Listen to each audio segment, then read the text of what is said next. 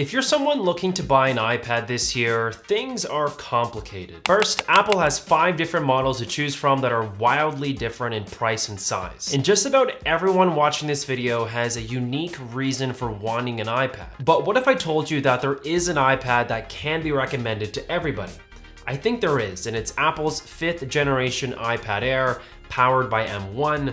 I love this thing to death, but it's not perfect. There are flaws that bother me, but if you do want an iPad in your life today, I think this is the one that you should buy. While I said that there are negatives about this iPad, and I'll get to them soon, I do want to start with the positives first, as they make it easy to overlook all the bad of this product. First, I think it's the perfect size. It has a 10.9-inch liquid retina display that is excellent, so good at times I'm left with disbelief with how great the colors and sharpness look. And I never felt the display was too small to get productive work done on here with Apple's Magic Keyboard, and it's a great canvas size to use with the Apple Pencil. To reinforce my point here, I always felt that the iPad mini was too small to do productive work, and I felt that the iPad Pro, especially the 12.9-inch, was too big and expensive for most people. The speakers on this iPad get plenty loud and sound good for anyone who needs a break from the fatigue of wearing AirPods all day. And I love the fun color options here. I went with the blue color and I haven't regretted it since. And something else that I haven't regretted is buying the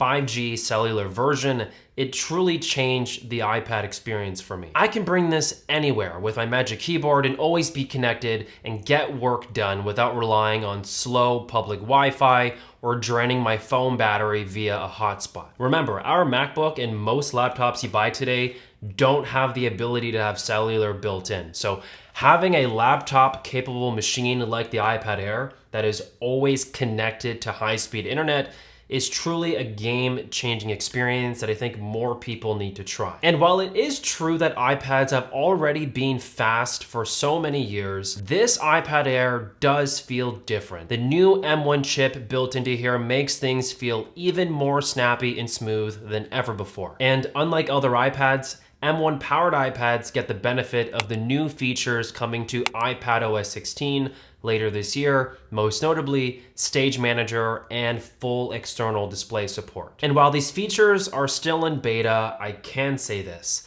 it's changing how I use my iPad in a meaningful, positive way. My multitasking has improved immensely with the ability to have multiple windows open on an iPad. At this point, you're probably thinking, Taryn, you've already said so many positive things about this iPad Air, I'm just gonna go out and buy it. And to your point, you're correct. This iPad is awesome and you should go buy it. But if you're somebody who's been waiting for me to talk about professional workflow capabilities on an M1 powered iPad Air, I'm here to tell you that nothing has changed.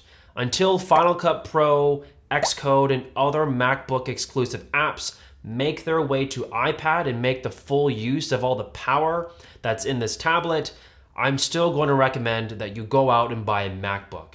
It's simply better, more intuitive, and easier to get work done on a MacBook for professionals. Yes, alternatives do exist, but they're not nearly as good and as efficient as the stuff you can do on a MacBook today. And something else that I just don't understand is why do only the Pro iPads get Face ID? Last time I checked, all iPhones, the regular one, the mini, and the Pro models get Face ID. So why is it that in iPad land, only professional iPads get that feature? I don't get it. Yes, the iPad Air does have Touch ID and it does work as intended, but I do sorely miss the ability to unlock my iPad by just looking at it. As for pricing, this iPad sits comfortably at $599 for 64 gigabytes or $749 for 256 gigabytes. I personally went with the 64 gigabyte model as I intend to use this iPad from a productivity perspective. So I use applications such as Notion, Todoist, Grammarly, Gmail. Those applications take up like no memory space. I would actually only recommend that you get 256 gigabytes if you plan to install a lot of games or big applications on your iPad. And the other big question you're going to be thinking about at checkout is whether or not you should buy the Wi-Fi model or get the upgraded cellular version. I'm going to repeat myself in this video. I think if any of you guys experienced a cellular iPad for just a couple of weeks, you're not going to be able to go back to the Wi-Fi only model. It is genuinely a life-changing experience for how I think about tech and what I want to bring with me. I never bring my MacBook with me anywhere I go if I know I'm just going to be doing productivity work, because there is something special about always being connected with a laptop capable device.